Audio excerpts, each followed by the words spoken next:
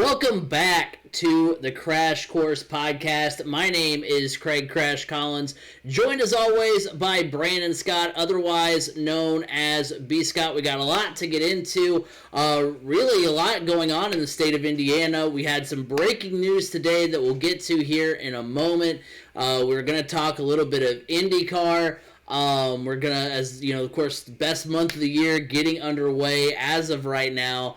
And then, of course, we're going to talk about the Pacers drama, which has just been absolutely insane. But B. Scott, what's funny is that we sat here on this podcast last week and we were just, we evaluated the draft. The breaking news that happened today, doesn't change our mood of the draft, but definitely kind of puts a better light on the offseason that the Colts have had this year.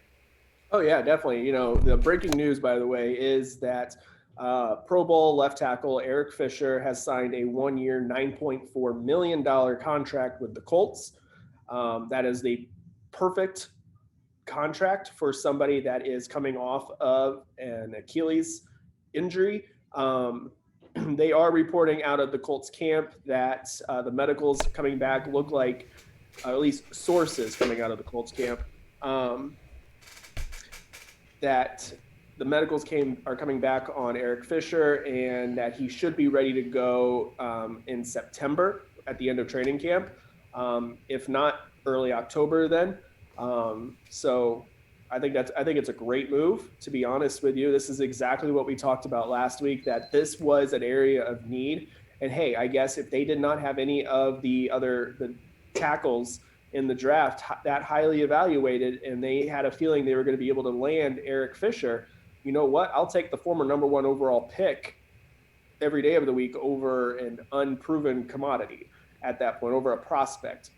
Obviously he's not going to be the long-term answer right now. I know he's only on a 1-year contract, but it's kind of you're coming off of an injury. Let's see what you got. It's not anything binding for the long term. It's going to be tough, I believe, next year for them to draft the tackle because not having a first round pick will make things difficult. But if he comes out and performs well, he's only, I think he's 30, 31. He's about my age. He's younger than me, which is surprising. Not really. I'm old. Everybody's younger than me. But I feel like Eric Fisher, I feel like we watched Eric Fisher in college. He is 30 years old. He is only about a month older than me. So we actually did watch him in college. Yeah. Because he's out of Central Michigan. Yes. Because it was a big deal when a MAC player went number 1 overall. And we thought we were going to get it again with Khalil Mack. Came close. But, I think it's a prove-it deal health-wise, really. It's not talent-wise. We all know he's a talented player. So this could be one of those types of deals where it's very similar to like a Phillip Rivers type contract, even though he had a 2-year deal. And I love this move. I think, the offensive line has been a plus, probably one of the better units for the Colts. With the departure of Anthony Costanzo, it was still going to be a strong unit, but it wasn't going to be nearly as strong at one of the cornerstone positions of left tackle, being the blind side protection for Carson Wentz. When, if you got a quarterback that, like I said last week, if you got a quarterback that's got the yips and is, struggling with confidence, you want somebody to protect his blind side. And if he feels comfortable and, he can stand in the pocket and not force anything, that's a great signing. And for under $10 million, I'm sure there's probably roster bonuses that we don't know about. This is just the high overview. I'm sure there's like, hey, you play this amount, you get a bump, these types of things. I'm sure they're written in the contract, but still, for a base salary of under $10 million for a Pro Bowl tackle that, he is getting up there in age, but I would still say he's kind of in his prime, that doesn't have a big injury history. It's just, this is his injury and it's a big injury. And he seems to be recovering from it very well. So the Colts, I know the Colts and Chris Ballard would not have signed him if the medicals didn't come back showing that he was going to be okay from it, especially when there was another guy in Charles Leno sitting right out there as well. So I think overall, though, this is the best possible scenario for the Colts at left tackle. Yeah, I'm with you. When the news first broke earlier today, and You broke it to me. That's yeah, rare. yeah, exactly. Dude, honestly, when I saw it, when it like flashed across my screen, I was like, okay, all right. I went to Twitter to find the tweet so I could retweet it. That Adam Schefter put it out. Because I was pumped up about it. And then I was like, ooh, you know what? I'm going to see if I can get to this before B. Scott messages me, because typically B. Scott's the one sending me links from Twitter and stuff. And so, yeah, I sent that over to B. Scott, and we all had a moment of elation because we're very excited. I think this was kind of the missing piece. Like I said, I mean, it kind of... Honestly, it kind of puts a little bit more perspective on why Ballard drafted the way that he did. It shows that like he didn't have, again, like you said, he didn't have the other tackles rated maybe as highly as he did those other players that they ended up taking. And I mean, you would have liked, if this was going to happen, it would have happened in reverse order. You would have liked to have gotten Fisher before the draft and be like, all right, we can just kind of kick back. You know what? I honestly believe that's a little bit of Ballard.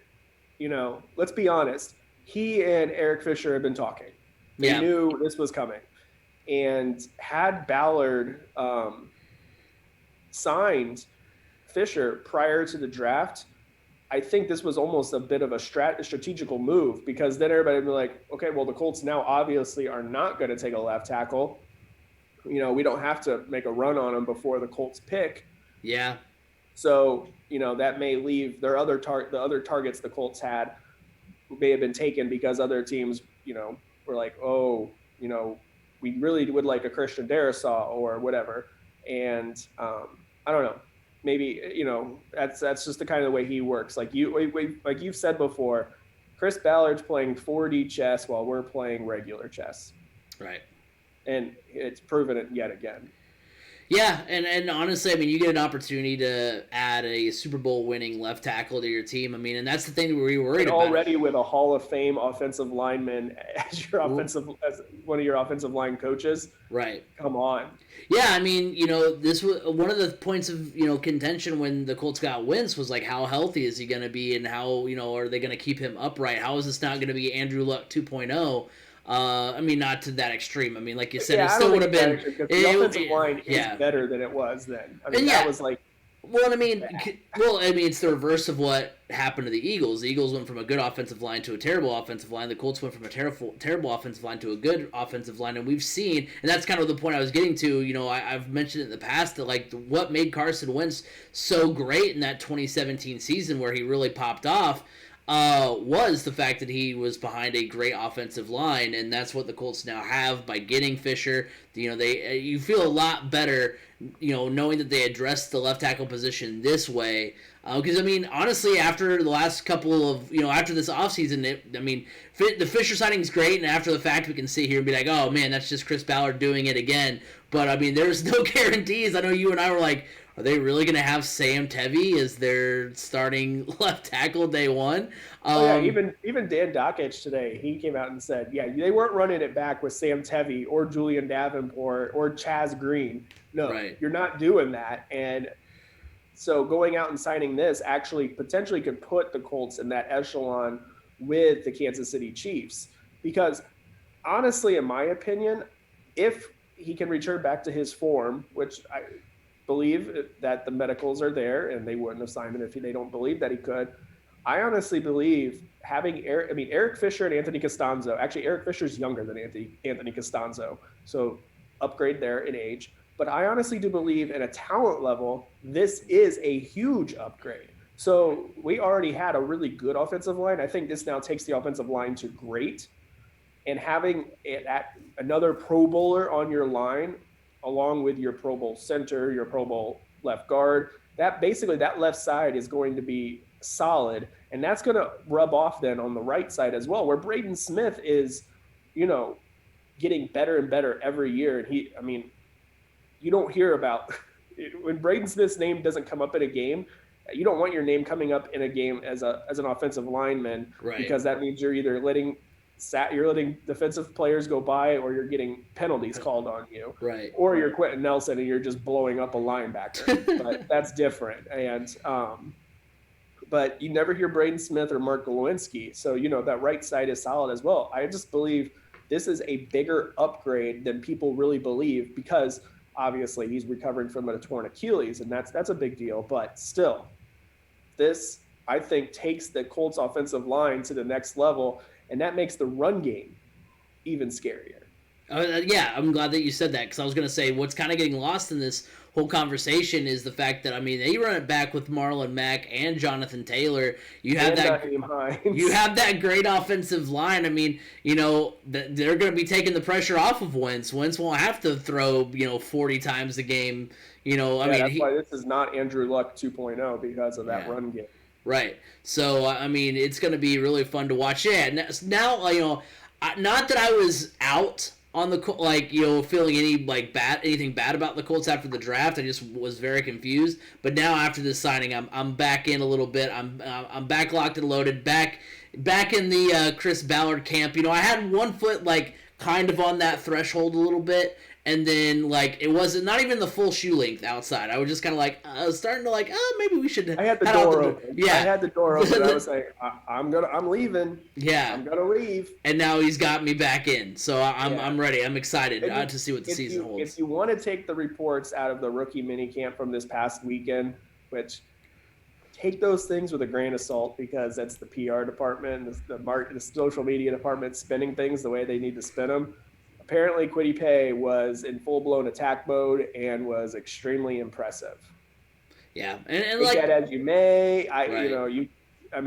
Look, we're a week removed from the draft, rookie camp, and you gotta hype up the play. What are they else going to say? Yeah, I was gonna say, man, you know what? He really was slow, looked out of shape.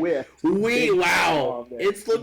We are not looking good after that pick, boys. This is not going to end well for us. I mean, this guy makes Bjorn Werner look like a Pro Bowler. Oh my gosh. Yeah, no, but I'm back in. I'm back excited for the Indianapolis Colts. So we'll see what that holds for them. Now, obviously we have a very Indianapolis themed show. We're gonna get now into the month of May, but before we do, you do with your background. I don't know. I'm down here in the man cave wearing my Ohio State sweatshirt. You have stood pat, with the exception of last year's draft, where you had Cliff Kingsbury's, I think, draft room background with the man. You had that last year. Ever since then, you've rocked it with that man cave. And honestly, I will tell you this, a couple times you'll get up and I'll see the couch behind you, but I think mentally have convinced myself that is your actual man cave. That is. You've been in my house before. Right, I know it doesn't exist, but I'm oh yeah, that's not his actual. This man cave is the size of my house. Right, exactly. So we're gonna get into the not the Indy 500, but the all the hubbub that goes into the pageantry of the month of May and the Indy 500 as we get set for that here in just a moment. Before that, let's get a word from our friends of the show. The Crash Course Podcast is brought to you by Anchor. Looking to start a podcast but don't know where to start? Look no further than Anchor.fm. Anchor allows you to record and edit your podcast right from your computer or mobile device, and will distribute it to other sites such as Apple Podcasts, Google Podcasts, and Spotify. On a budget, not only is Anchor completely free of charge, but will allow you to make money from your podcast with no minimum listenership. Download the free Anchor app or go to Anchor.fm to get started. Anchor, it's everything you need in a podcast in one place. Are you tired of your same old lunch hour of sitting and scrolling through your apps on your smartphone? Have you thought about playing a board game with your coworkers? Eat Lunch and Board Game is a podcast dedicated to telling you about board games that are great for lunchtime fun and some that are probably better saved for after work hours. I've been playing games at my office for over 4 years now, where I have made new friends and business connections that have been very useful. Board games build bridges.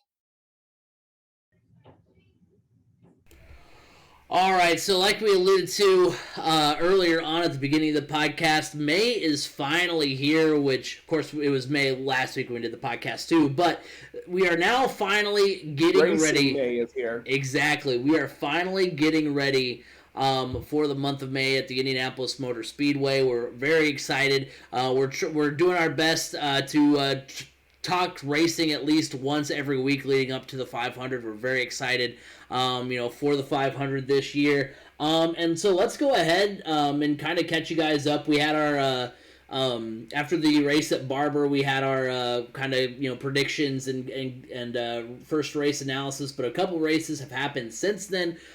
So let's go ahead and get you guys caught up.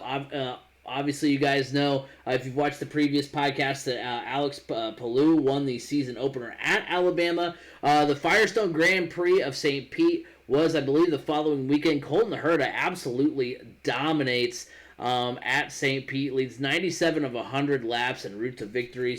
Colton Herta's fourth victory of his career. Then I think he's like one away now, or did he tie? I think he tied his dad.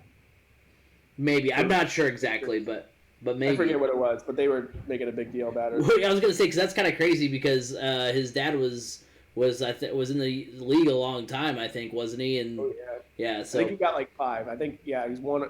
They're predicting he'll get to 5 quicker than his dad did. Yeah, I think he will too. And then we had, of course, the double header at Texas, and we want to talk about dominating. In the Genesis 300, Scott Dixon leads 206 of 212 laps, absolutely shows them how it's done. Scott McLaughlin, Pato O'Ward, Alex Palou, and Graham Rahal rounded out the top 5. Then in the Expel 375, the race got started off with a pretty big crash on the opening lap. 6 cars involved, including Sebastian Bourdais and Alexander Rossi. I feel like Alexander Rossi's in a little bit of a rut here. I was just going to say that. You got to talk about Rossi and how he's just, the past couple seasons, he just seems to struggle. If it's not the Indy 500, he's just not recently in it. Yeah, even last year, even in the Indy 500, he just wasn't. I mean, he wrecked. Right. Yeah, he didn't even finish the Indy 500 last year. So I wonder what's going on there. There's something. Yeah, I mean, he's Andretti Autosport, really, right? All the Andretti cars outside of Colton Herta, but all the Andretti cars just seem to be off. I was gonna say, because he was kind of after of course the heyday of Andretti Autosport, he was getting them kind of back on the map with how well he was running, and now he's kind of faltered a little bit. It'll be. Takuma? No, Takuma won it with Ray Hall. Yeah, I think so. Yeah. Oh, the first time he won it with Andretti. Did he? Yeah, his second one was with Ray Hall. I gotcha. Yeah. So yeah, back-to-back years for Andretti. Right. Big crash on the opening lap of the Expel 375. Dixon picked up just where he left off in the first race, though. He leads 163 laps. For the total on the weekend, he led 369 laps at Texas. So basically, if you were at any of those races in Texas or you're watching on TV, he basically just might as well have been the pace car, because he was out in front of the field so much. And then there was 12 lead changes among 9 drivers, so a little bit more of a competitive race than the first one. Pato O'Ward takes the lead on lap 225 from Joseph Newgarden and does not look back. It's the first IndyCar win for O'Ward. Joseph Newgarden, Graham Rahal, Scott Dixon, and Colton Herta rounded out the top 5. So looking at the point standings, Scott Dixon right now leads.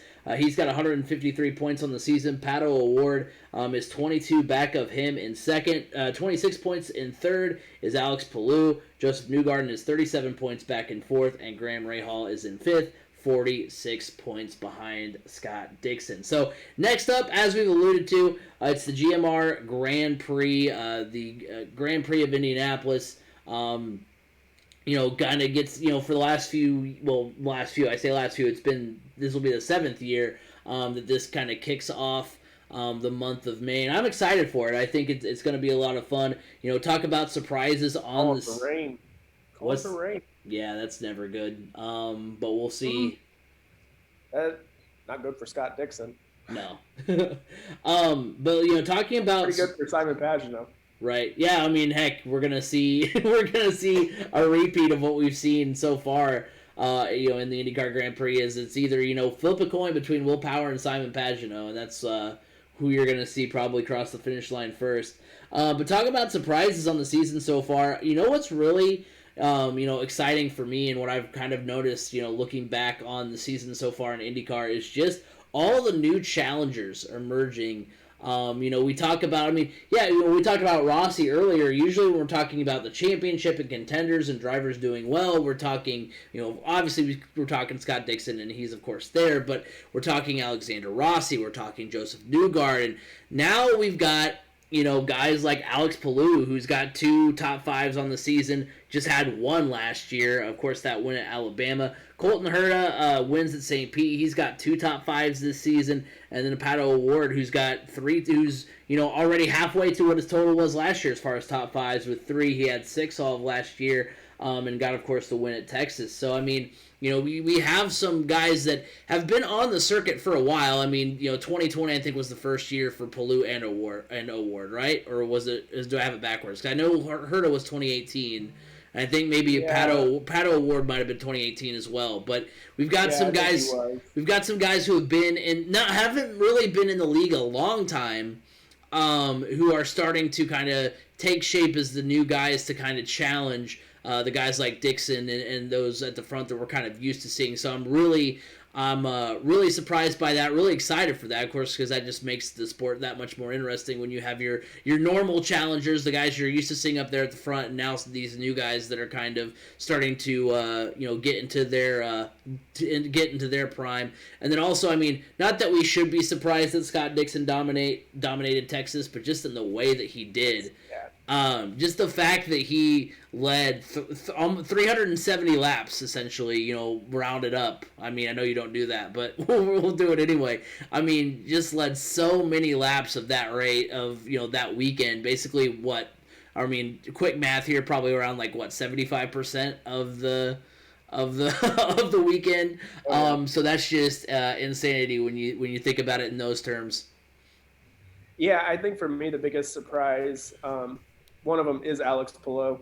I think, you saw the glimpses last year with equipment that just wasn't up to par with everybody else, and then getting him into a Ganassi car and really, giving him that opportunity. I don't think we expected him to come out and win week 1. I think, over time you were going to see him get better. So to see him performing as well as he is, he's one of those. He's a very aggressive driver. He drives hard, but he's a smart driver too. The other one for me, I'm not going to say Colton Herta is a big surprise because now he's switched over to Andretti full time. We know what he's capable of. I'm not even going to really say Pato O'Ward because he was knocking on the door a lot last year, and with Schmidt Peterson merging with or basically joining McLaren. McLaren's got the money to put into the program and have them contend. So I'm not too surprised about that because Zach Brown does not like to lose. If you've ever watched the Drive to Survive series on Netflix, Zach Brown is a big time. He loves to win. And, being an American, he's got to really hold his own, especially over in F1. But the other big surprise for me kind of lays within Penske. There's 2 parts to it. One, Scott McLaughlin going out in his first oval race and his second oval race his first one and doing as well as he did. Did he get it? I got to scroll back up. I'm getting my races confused. It was the first race at Texas where he finished, I think, second or third. But, that's surprising because Texas is not an easy track for a rookie that's never run an oval before. That's not easy. So to see him do that well, that bodes really well. But I think the other biggest surprise on the Penske side of things is just how poorly Will Power and Simon Pagenaud have run this year. They just they seem off, It's been really surprising. It's not surprising. The first races of the year, Scott McLaughlin's running near the back. Well, he's figuring out the car. Joseph Newgarden's up at the front, no surprise, except for Barber, obviously. Yeah. But just to see Will Power and Simon Pagenaud running just really not in contention is surprising, especially with both of them looking to, Penske's looking at dropping down to 3 cars. He's also said that he's willing to run 4, But if he drops down to 3, that leaves one of them on the outside looking in, because obviously it's not going to be Joseph Newgarden, and you just signed Scott McLaughlin, so you're not really doing anything there. You're not going to drop him. So it's either Pagenaud or Power. And right now, neither one of them is really like showing that it needs to be me. It needs to be me that stays, So that's a little confusing and a little concerning as well. But those are my biggest surprises, I would say, at this point. Yeah, and that's what kind of adds an extra storyline going into this weekend, is because we've alluded to a little bit before that, Will Power and Simon Pagenaud, I mean, this is their race. So, I mean, if there was a weekend where one of them or both of them, got a kick in the rear and put it back into full force, it would be this weekend. But yeah, I like where you're going with that, because it is kind of odd. I didn't think about it until you brought it up. The fact that, Penske, aside from, Newgarden, who, has gone from wrecking week 1 all the way to 4th, and the McLaughlin, who's done all right. We're not used to seeing Pagenaud and Will Power struggling like they are. And I mean, I'm trying to think of which one would you really choose. I mean, it would be interesting is if whoever gets cast aside, if they ended up, we talked about Andretti's struggles. I mean, not doing a little bit of an off-season, discussion here, but I mean, could maybe one of them end up with Andretti to kind of revitalize that organization a little bit? Although I don't know who you kick out there. So yeah, it is odd to see not Ryan Hunter-Ray. Yeah, maybe. No, he brings in DHL money. That's true. He brings in the DHL money. He's not going anywhere. So yeah, I mean, it does kind of add a big question mark as to, what's going to happen with those other two Penske guys. Yeah, that was a big storyline coming into the season, is how are they going to perform, because somebody's on the chopping block, and I do believe it's also contract time for them as well.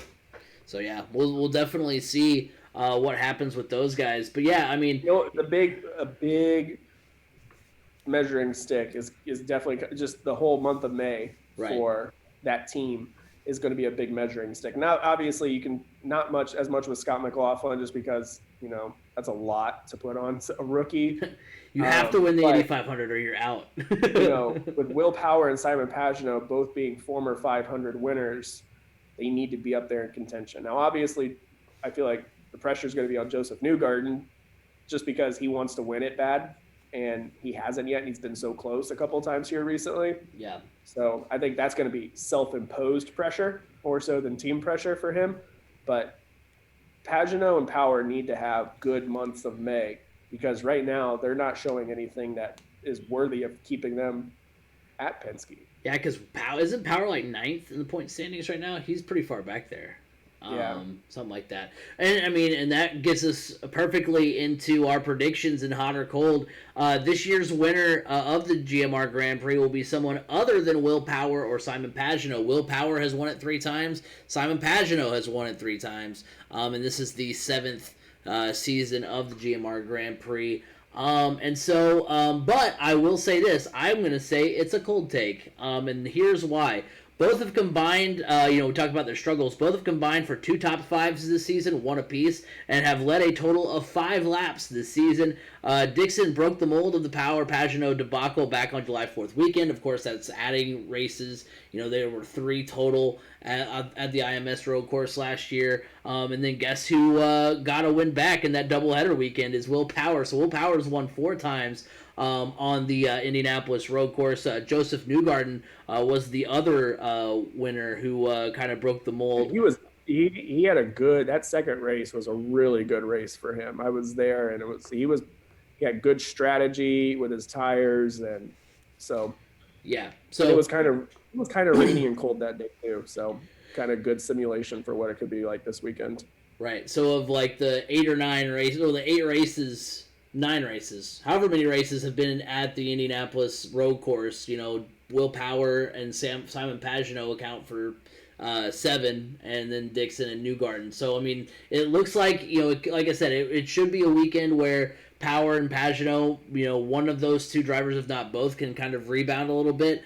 But my prediction for who's going to win is going to be Joseph Newgarden. He's got 2 top 5s this season. His most recent was, of course, finishing second at Texas. Did not lead any laps. But he's got no fewer than 3 wins a season since 2016, and I think that he gets on track to continue his winning ways this weekend at the GMR Grand Prix. You alluded to how well he ran at the Harvest GP last year, so I think he picks up right where he left off there. I talked about how he was going to be my championship prediction this year. And how he does have a knack of, like I said, 3 or 4 victories.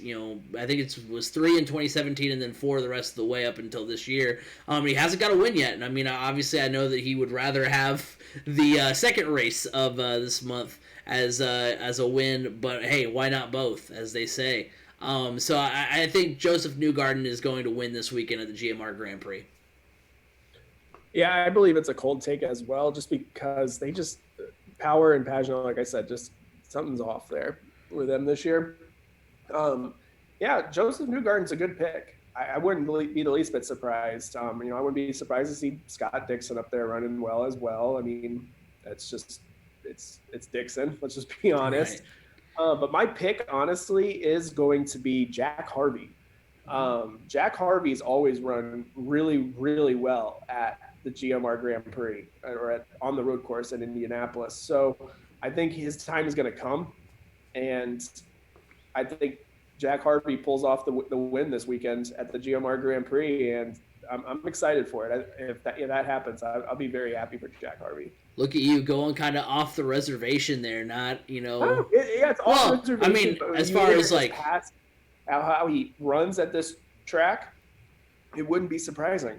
No, I mean, as far as just not going with like maybe a household name, you win. That's what I mean by off the reservation. But it was a very B. Scott pick. It was very well thought out, and I like it. So I like that pick. I don't know. There's a lot of like experts that are picking Jack Harvey this weekend too. So I don't know if it's like I can't take too much credit of being creative and why would you say that, B. Scott? You could have just taken all the credit and walked away, but. Give credit where credit's due. You're just too humble of a guy. But yeah, very excited. And of course, like I said, we're going to be talking about, the month of May, all May. We're going to be talking about IndyCar. Going to try to work it into the conversation every week. So I'm excited for the GMR Grand Prix, and we'll see if either one of us is right on our prediction of who will come away with the victory. I think one of us will be right. I'll say that. I believe that one of us will be right. One of our picks will win. Okay, I like that. So, just a quick reminder before we get into our final topic of the night, that you can listen to us every week on Apple Podcasts, Google Podcasts, Spotify, wherever podcasts can be heard. You can hear the Crash Course Podcast. If you want to look us up on Facebook, Crash Course Podcast, at Crash Course FM on Twitter, and then, of course, 3C Media on YouTube. That's where you can catch the MCT podcast. Those guys are absolutely killing it. I made an appearance this past weekend. We got a lot of baseball talk over there, as well as talking about the Aaron Rodgers saga as that kind of unfolds a little bit, and then also you can catch the the video side of things for the Crash Course Podcast. And if you want to watch us live, twitch.tv /3C Media. Go over there, watch us as we record. Give us your input. Speaking of input, Dusty in the chat, he asks, what do you think of Tim Tebow coming back? I'm excited. I'm excited that he gets an opportunity to play. And it's, I almost tweeted this out, and actually I'm glad you asked that question, Dusty, because I wanted to tweet this out, but I didn't know how to phrase it without sounding like a jerk. And so I didn't send it because I was like, I mean, not that it would have mattered. I don't think anybody would have cared, but like I cared. Yeah. So, but there's plenty of jerks out there on Twitter. That is very true. But I feel sorry for Tim Tebow, and not in like the condescending way, and that's why I thought it might like come off as like someone would read that and be like, well, screw you. He doesn't need you to feel sorry for him. He's made millions of dollars and he's on TV and whatnot. I'm like, no, I just feel bad in the sense that like. He wants to be a pro athlete so bad, and he's good enough to. He's so athletic. Right, exactly. He's so good, and he wanted to be a quarterback, and all the reason he was kind of kicked out of that was because he throws funny, and he's got a lot of fanfare. Phillip Rivers. Right, and he had a lot of fanfare around him, because of the whole Tebow time and that kind of thing, and then. Not like he asked for it. He did not ask for it. He wasn't doing it. Yeah, he wasn't doing it to draw attention. You know, it's funny because I see that meme sometimes, you know, thrown around on Facebook of like, you know, people thinking that Tim Tebow got kicked out of the league because of, you know, the fact that he prayed. I was like, no, he didn't get kicked out because of that. He got kicked out because, you know, he threw funny, and the teams that had him were like, well, we don't want the media circus around, so we're gonna kick him out. It wasn't because specifically because he was praying. It was just because I don't understand the media circus. I never understood it. Like, it's because of course his religion. Every time that he, you know, led a comeback, it was divine intervention. What's funny is like how many guys at the draft last week got up and said, first of all, I want to thank God. Without him, I wouldn't be in this position. Right, but it's none of them are going to be like. But there's not going to be a media circus around them. And how many times have we seen a wide receiver or a running back, they get into the end zone, drop down to one knee like they're praying, and they point to the sky? How many times? Several times. Right. And there's no media circus surrounding it. But because, I don't know, because he was such a big name, and he did that. Because he was very, I don't want to say outspoken because that has like a negative connotation, but because like because he was so open and that made up so much of who he was. I think that's why. He grew up in a family of missionaries. Right. That's what they do. Right. I'm not saying it's a bad thing. I'm just saying that's the reason, why I think that, because I mean the eye black with the, you know, Bible verses running down to the end zone, you know, apart from the team. Not saying that he like was trying to make it a spectacle, but I'm just saying like, you know, apart from the team, you'd run down, take a knee. You know, I don't know. I just think that's, you know, and what's funny is that in today's college football at Purdue, or anytime I go to a Purdue football game, the team comes running out of the locker room, I would say 80% of the players run down to the end zone, take a knee, and they pray, and they get back up. No different than Tim Tebow did. But for some reason, when Tim Tebow did it, it was this huge deal. Right. Huge deal. So yeah, and then of course he goes to, you know, Major League Baseball, which that was gonna, you know, be a kind of weird, you know, thing to work out. I think it would have been better if he would have just gone to the Rays. I think that would have made a lot more sense, just because you would have just had, or the Marlins, you would have just been, you know, that Florida connection. But you know, the Mets. Yeah, well, and the thing is too is like Mets, really, of all teams, the weird. Hey, got him at Card and MLB The Show last year, so I was really excited about that. But like, you know, it's a thing where like, he, for one, like, because of his age, he was never going to get a like long-term big contract. He was never going to, I mean, not to say right. So I mean, like, because of the service time, you know, he would never have gotten enough, like, by the time he got enough service time to be eligible to pick wherever he wanted to go free agency wise, he would be, you know, 35, 36, and they'd be like, all right, well, here's your little, you know, 2-year contract for, you know, $15 million. Not, I mean, the money wouldn't have been. I would love a 2-year contract for $15 million. Right. But all day. I will be now the left fielder for the Mets. I'll take a 1-year contract for $2 million. Right. So yeah, I mean, he was never gonna sign like a big deal, like not. I mean, he never would have gotten like Tatis or Machado money anyway. But like, he would have you never would have gotten like any sort of big long-term lucrative contract.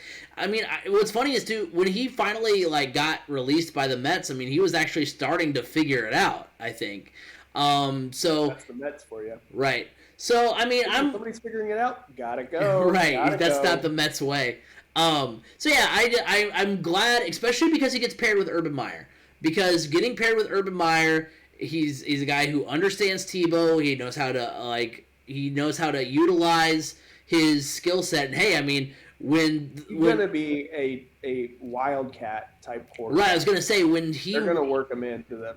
Remember when Florida won the national championship with, I think, his freshman year. Yeah, his freshman year. That's how they used him. It was Chris Leak was the main quarterback, and they used Tim Tebow to do those jump passes in wildcat formation. So I think that's going to be a really good. I mean, he could be basically Taysom Hill, because Taysom Hill's listed as a tight end too.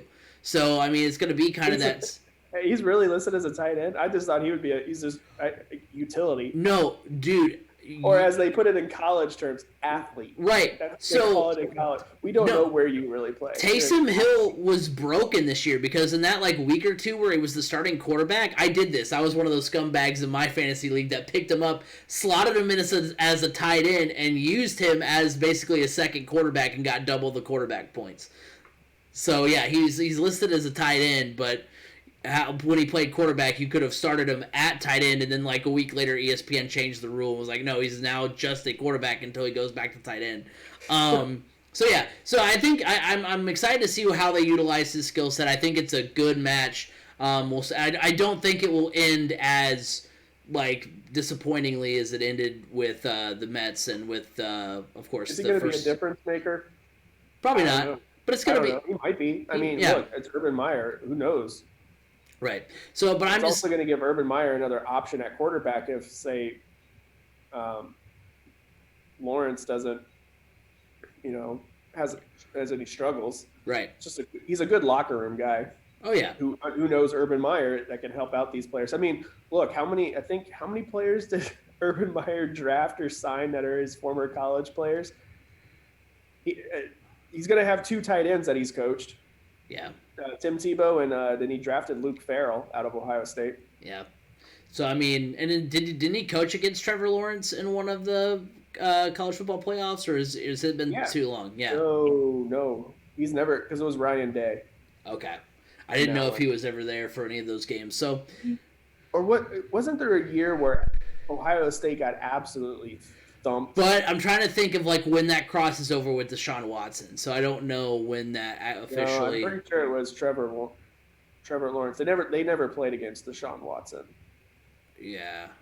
Well, are you sure? Because I think the first Clemson Alabama year they went through Ohio State, didn't they? No, because Ohio State did not make the. No, because Clemson went through Oklahoma that year. That's right. Okay.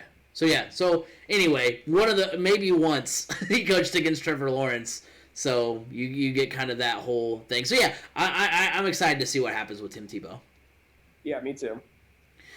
All right, so yeah, let's go ahead and go over into our talk about the Indiana Pacers, because it's funny we haven't talked Pacers in a while because they really haven't warranted us to talk about them because they've been very bad, very up and down this year. And they've had a lot of injuries, and they weren't probably going to make the playoffs. So we're probably going to tie a little our podcast next week before all this drama broke. Probably would have been the first time we talked about them. We're probably going to tie a nice little bow on the season, and then just go about our regular scheduled programming. I don't know how to talk, but we get a Bleacher Report article from Jake Fisher last week, in which Adrian Wojnarowski reports that IU coach Nate Bjorkgren may be gone after this season. There's reports that the team chemistry is crumbling, that he has an aggressive and abrasive communication style, that he micromanages the team. TJ Warren requested a trade upon Bjorkgren getting hired. And for those of you who don't know, Bjorkgren was from the Phoenix Suns, where TJ Warren was prior to his Pacers days. And it's reported that the Pacers brass didn't really do their background work on Bjorkgren, just talked basketball. So honestly, I'm a little stunned because we've definitely seen the Pacers miss on head coaching hires before, but it's always been it's always been from a basketball standpoint. It's always been because they just didn't get the performance on the court that they were looking for, and so all right, well, we're gonna go ahead and part ways. But never have we seen it on this sort of scale. The amount of turmoil that's going on.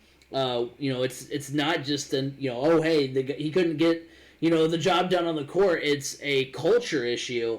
Which is really crazy, and it's odd that the Pacers. It's odd that in the Pacers' attempt to catch up with the rest of the league, as far as play style, I didn't realize that the Pacers were last in 3-point shooting under Nate McMillan. But in their attempt to kind of catch up with the rest of the league, they get someone who is not great at dealing with how the league works. Because as much as you and I may not like it at times, the league is very player driven. And so, when I first looked at the story, I was like, this is crazy for even an NFL coach where the players don't kind of run things. And, because, I mean, if this story comes out and, that Frank Reich was this way, you'd think, okay, he's just trying to be the next Bill Belichick, whatever. He's just trying to be, a hard ass. But, I mean, this is, a league where... More than that. Right. This is a league where you, have to make sure your players are well taken care of. You have to... I mean, not to say that the others aren't, but it's a situation where the players more or less run things. And so if you're not making them happy, if you're not doing what you can, on that end of things, then it is going to be a culture issue, and it is going to collapse in on you. So it's kind of funny and ironic that they were trying to catch up with the league and then actually took kind of a step back with a guy who's like, you know what? I know you guys are typically used to kind of having things your way and looked at, from your point of view, but it's all about me. I'm going to micromanage everything and run things like a drill sergeant. It's not even that. It's the fact that he pulled the wool over the front office's eyes in his job interview. Right. Well, and also I put some blame on the front office as well. Like, you got to look at more than just the X's and O's when you're dealing with a coach. I know that's a big, big, big, big part of it, but you didn't even go back and talk to the Phoenix Suns. Well, you didn't talk to TJ Warren. You literally had a guy in the building. How is this guy as a coach? He would have told you immediately, run. I mean, it's crazy to think that they didn't do their full due diligence. And here, I'm the one that was sitting here. I was like, okay, we like the hire because on the outside looking in, the hire looks great.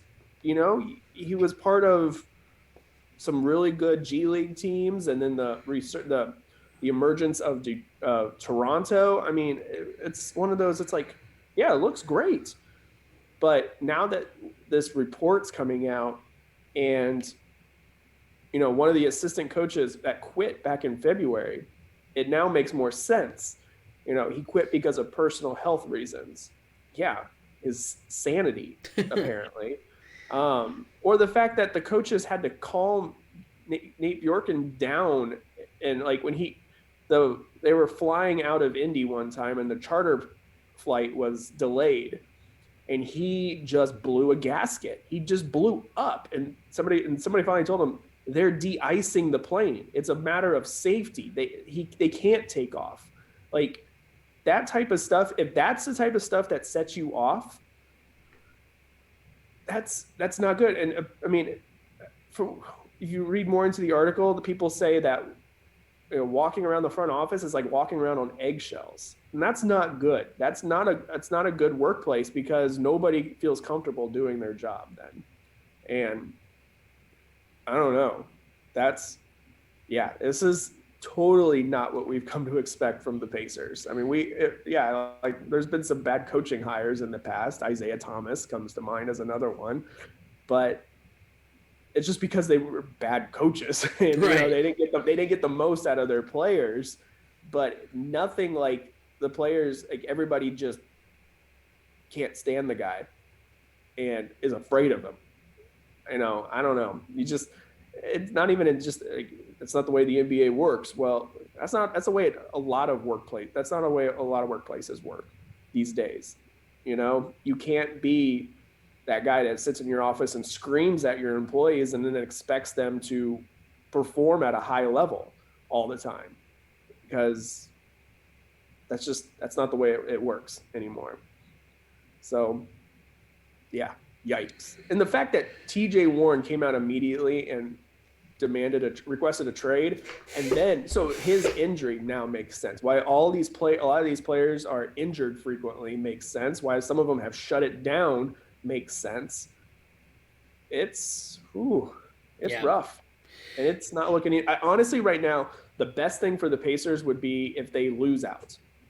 In order for them to really miss out on the playoffs, they need to lose tonight to the Cleveland Cavaliers. I don't know what the score is right now. They started about 2 hours ago, but they need to lose to the Cavaliers because they're not beating the Lakers. They're not beating the Bucks.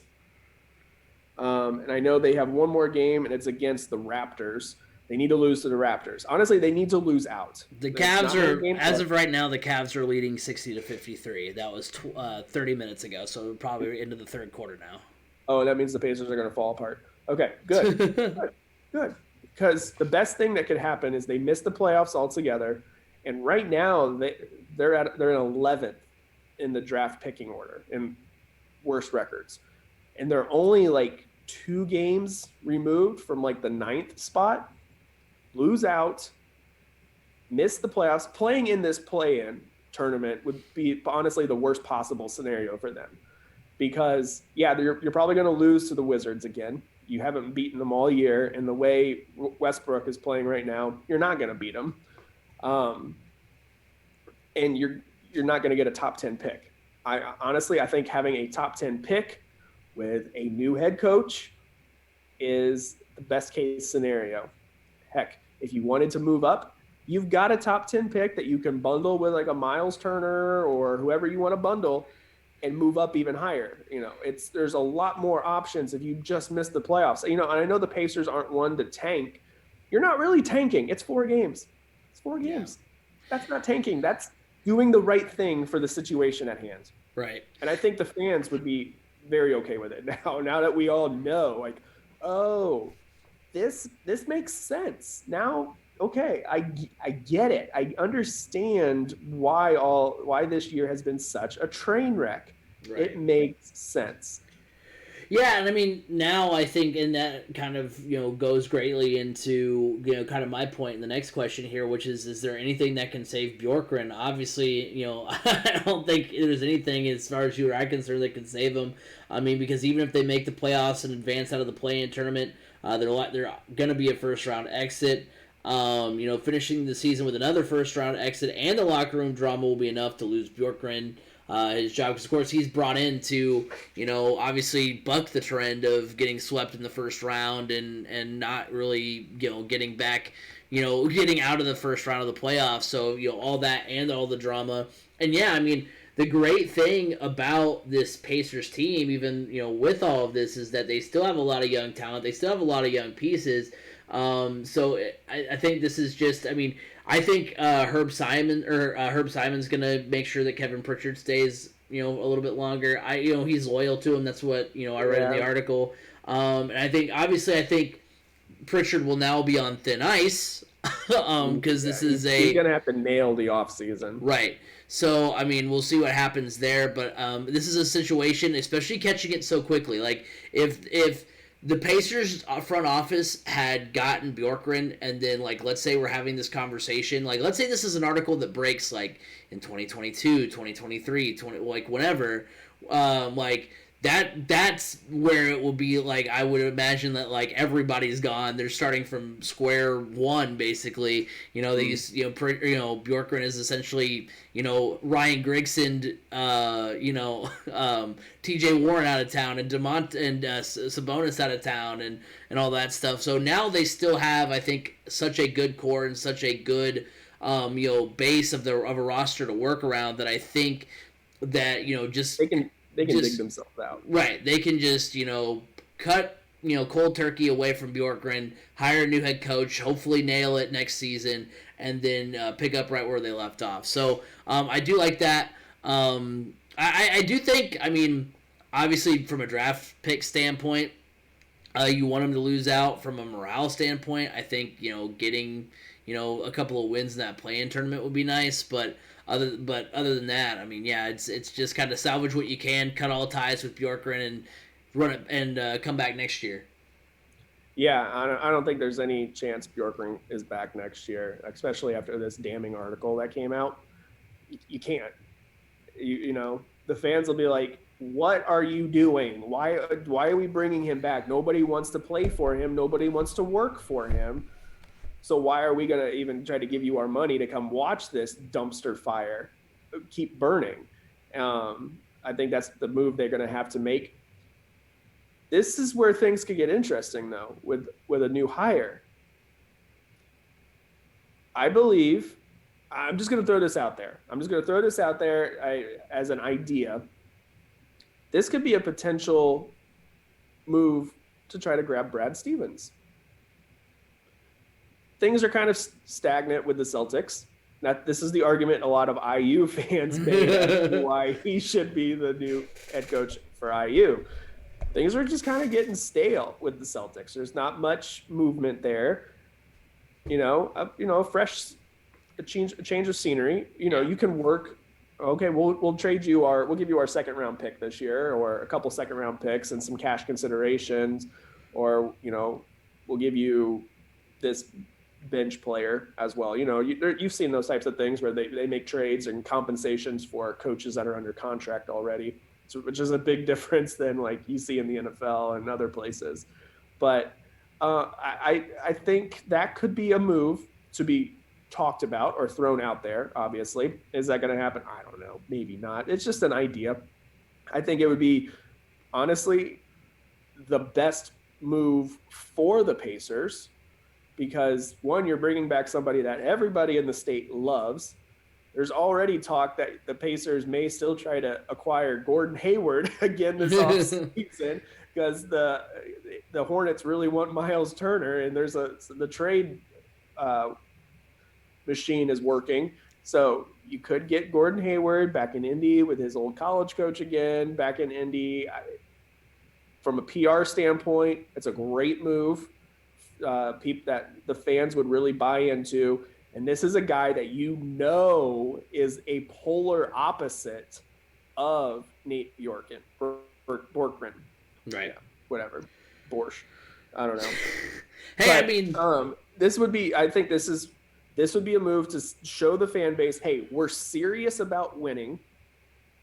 This would show your team, your players, we're serious about winning. So here's a coach that, has gotten his teams to the conference finals. He's a coach players love to play for. You never hear any bad things about the relationships with his players. It's just players move on because they want to win more. Those types of things. And he's a really solid basketball mind. He gets it. And he's going to put butts in the seats because people in Indiana love him. They love them some Brad Stevens. Because of the magic surrounding him from his time at Butler. I think it would be a great fit all around, even if you don't get Gordon Hayward back. That's, whatever. But just bringing in somebody to show the fan base, to show the players, hey, we hear you, and our cards are all in. We're all in right now. So that's the type of move they need to make to really buy back everybody. Because right now, as a fan, I'm like, this is a dumpster fire. Show to me why I should care. Why should I care? Right. If you do not get rid of Nate Bjorkgren, knowing what's going on behind the scenes, I'm going to care even less. Right. To be honest. And it's like, players don't want to play for him. People don't want to work for him. So why am I going to spend my hard-earned money to go watch him coach a team that doesn't want to play for him? Right. No. So, yeah, hey, there's a lot more of a reason for Brad Stevens to leave Boston for the Pacers than it would be for Brad Stevens to leave the Pacers or leave the Celtics for IU. So I do like that thought. The names that were thrown around in the article that they talked to last year, Mike D'Antoni, Becky Hammond from the Spurs. I would love Becky Hammond. Right. See, and I don't know about Mike D'Antoni. I do not know about Mike D'Antoni. I'm not super, and I think the Becky Hammond hire would be good. Just also another great PR, move as well. But that might be one where if I'm going after somebody at this point, I'm going after somebody now that's had head coaching experience. Yeah, true. Because whiffed on this one big time. You whiffed on it. And now, is Becky Hammond like a Nate Bjorkgren? Hell no. I mean, you could. She's a Greg Popovich. Right. That's what I was gonna say. Is that come up underneath him? And if you want anybody to model yourself after, Greg Popovich is the guy that you want to model yourself after. I mean, talk about a player's coach. Yeah. You never hear a bad thing about Pop from anybody. Everybody loves him. I mean, come on. So I think Becky Hammond, if you're going to go after somebody that's younger and no coach, doesn't have the head coaching experience, but a different mindset, Becky Hammond would be the way to go. Because even her teammates loved her when she played in the WNBA. She was, awesome. I wouldn't be surprised if she gets an opportunity in the WNBA soon. Maybe she doesn't want it. Maybe she wants to stay in the NBA. Oh yeah. Well, I think But she's close to possibly getting an opportunity in the NBA. It's just a matter of when. honestly, if I'm her, I'm hanging around the Celtics until Pop hangs it up. Yeah. Yeah, I mean, and that's the thing is that like I've brought this up a few times to some of my friends, and they've been like, oh well, why would they not why would she not stay and take over for Pop? Like why is she's the heir apparent to Pop? But also, I mean, we thought that there's been a few coaches that have done that. You have the opportunity now, make your way to a team like the Pacers, that has a good young core around there to build off of. I mean, heck, we've seen other possible heir apparents leave, whether be other sports or whatever. So I think it'd be interesting. I'm excited. They obviously need to move on from Bjork, and it'll just be interesting to see how they end up. What you need to do is you need to find yourself another coach type that is similar to Frank Vogel. Because push comes to shove, you should never have gotten rid of Vogel. No. I know his voice was getting stale in the locker room, but guess what? I don't think that was really him. I think that was just Paul George wanting out of Indiana. Probably. To be honest, that was guys just tired of Indiana. Right. And I don't think that was Frank Vogel. You should never have gotten rid of him. Nope. So that's why I feel like Brad Stevens is the guy you need to go get, because guess what? If there's anybody that's like Frank Vogel, it's Brad Stevens. They've had a very similar career trajectory as far as like the way they've come up. I mean, Frank Vogel was a former video intern. Brad Stevens left a 6-figure job at Eli Lilly to be a volunteer assistant coach at Butler. I mean, both guys came up from the bottom, and now they're here. Started at the bottom, now they're here. Exactly. And Vogel's lifted the trophy. Right, exactly. And now I'm glad you said that, because real quick before we sign off, I just think it's honestly, we talked a little bit about the play-in tournament. We talked about Vogel, who's lifted the trophy with the Lakers last year. I think it's hilarious that there was a report that LeBron is trashing the play-in tournament just from the standpoint. Because they have to play in it. Right, exactly. It's this. I said this to Chris Simmons of the MCT podcast on Saturday. I said, he reminds me, as someone who has been commissioner of a couple of fantasy, football leagues, a couple of fantasy baseball leagues. LeBron is the, fantasy football manager that like you put out a post as commissioner, like at the beginning of the year. Hey, these are the rules. Read over them. If you have any issues, come talk to me. And then he's the guy that comes to you in week 8 and is like, what? Why did this happen? Why did this turn out the way that it did? And you're like, it was in the rules. Did you not read the rules at the beginning of the year? Well, yeah, but I didn't think it would apply to me. Like that's what it comes off as. Well, because even last year, LeBron was like, I think this play-in tournament's a great idea. This is perfect. Right. Allows more teams an opportunity. As he's sitting in the 1 seed. Now this year they're sitting at the 7th seed. And he's like, I hate this. This is a terrible idea. Why would you ever do something like this? This is a horrible idea. Which also, because if you lose one game, you're bounced. Right. Which also, like, I don't think it's not like he's switching, takes on a topic that I think is split. I think most people like this, right? Most people like the play-in tournament. So it's not like he's changing sides on, a debate that's, kind of 50-50. Like, most people like it. I like it. I think it's a great idea. As someone who doesn't usually pay a lot of attention, to the NBA playoffs, pays enough, but not, a ton. This is a great addition to kind of get you fired up. This is especially for the early rounds. Right. This is a game. The early rounds are just horrible. Right. It's a game 7 mentality from, the drop of the hat. So I like it. But I just thought it was really funny that LeBron, all of a sudden is against it because he's going to have to play in it. Yeah. Honestly, I also do believe that people are getting kind of tired of LeBron. Yeah, I maybe. know I am. It's like, just Space Jam 2 better be good, you bud. You don't need to have an opinion on everything. Right. On everything. You're allowed to have an opinion. I'm okay with that, but the way you believe that everybody hangs from every opinion you have is starting to get a little old. And then the whole flop, it's always been with the flopping. I really loved watching LeBron play when he was younger, but the whole flopping thing is just really it's gotten bad. It's Right. like, oh boy. Like when he played for the Heat, I loved watching him play. I loved the battles between him and the Pacers, and I thought that was great. I think ever since he got to LA, really. Right. I don't like LA LeBron. I don't like LA LeBron whatsoever. I think LA LeBron is a sellout. Yeah, I mean, Space Jam 2, it better be good. We'll see. All right, that'll do it for this week's edition of the Crash Course Podcast. Thank you guys all for tuning in. Make sure you go and follow us on Twitter at Crash Course FM. Like us on Facebook, Crash Course Podcast. Go subscribe to the YouTube channel, 3C Media. I was going to say it the first time around, but you guys have absolutely been killing it on the support. The last 3 podcast videos that we've put out have been in our top 10 as far as recent videos go, as far as viewership. So thank you guys all for going over there, supporting the channel. Very happy with those numbers. Also, you got the MCT podcast, which is our YouTube exclusive that comes out every Saturday. So you guys can be on the lookout for that. We're at 31 subscribers. We're on the road to 50, so let's get there sooner rather than later. Also, twitch.tv/3C Media is where we record the podcast live every Monday, so make sure you come over if you want to give your input. As Dusty has, most weeks actually, on the podcast coming in, asking us some questions. If you want to, ask us a question, give us your input, head on over to twitch.tv/3C Media. And remember, you can listen to us every week on Apple Podcasts, Google Podcasts, Spotify, wherever podcasts can be heard.